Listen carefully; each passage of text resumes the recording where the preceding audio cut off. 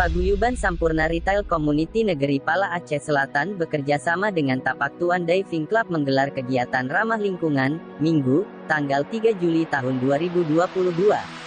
Kegiatan dalam rangka menyambut HUT kedua Paguyuban SRC Negeri Pala Aceh Selatan itu berupa penanaman bibit terumbu karang di dasar laut di sekitar Karang Tongkat Tuan Tapa. Ketua TDC Aceh Selatan, Mei Fendri mengucapkan terima kasih kepada Paguyuban SRC Negeri Pala Aceh Selatan yang berpartisipasi dalam melestarikan terumbu karang di pesisir Aceh Selatan. Dengan kegiatan ramah lingkungan atau pelestarian terumbu karang di dasar laut Karang Tongkat Tuan Tapa, kita harapkan karang laut terjaga dari kepunahan, ujarnya.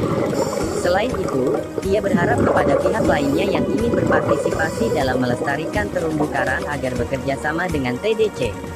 Saat penanaman terumbu karang di dasar laut Karang Tongkat Tuan Tapa, kita juga mengibarkan spanduk HUT kedua Paguyuban SCR Negeri Pala Aceh Selatan, ucapnya.